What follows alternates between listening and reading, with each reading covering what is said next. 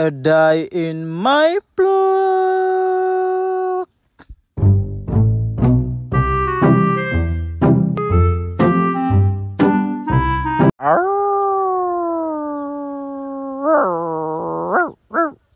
Video diawali dengan saya mengikat salah satu parang jenis arit di pohon bambu.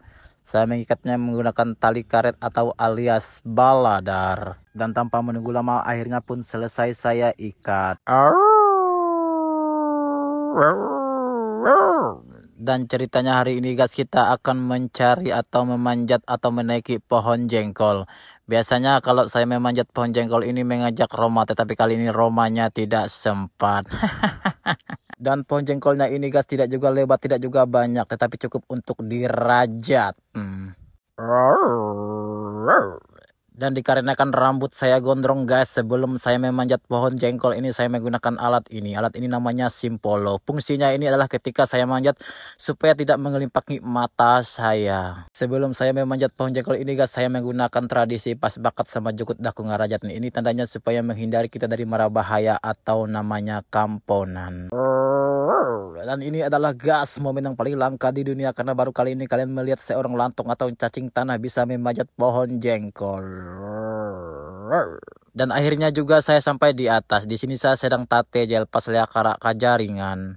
Pohon jengkolnya ini banyak semutnya. Di sini tangan saya habis kena serang. Pohon jengkol ini lumayan tinggi, sekitar 10 meteran. Pohon jengkol ini tidak berada di tengah hutan, tetapi berada di belakang rumah atau depan pemukiman warga. Sangat berdampingan dengan pohon kalumi. Saya pun langsung mengeksekusi buah jengkolnya. Dan ini dia buah jengkolnya sudah banyak terkumpul.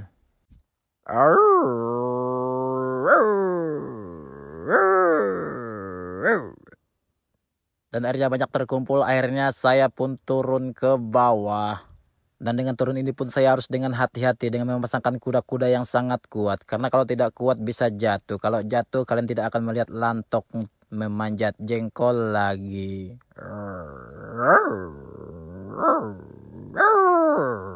Setelah selesai turun dengan penuh semangat, saya mengumpulkan jengkol yang sudah saya petik.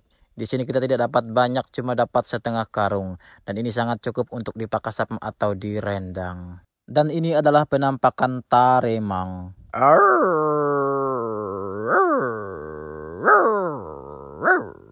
Dan akhirnya hujan pun turun. Untung kita sudah selesai memanjat atau mengumpulkan jengkolnya. Tak peduli dengan hujan badai, angin ribut, gempa, tsunami, akhirnya saya pulang menuju rumah dengan semangat. Dan ini ada penampakan pohon kalumi yang sudah masak. Sampai jumpa di vlog berikutnya.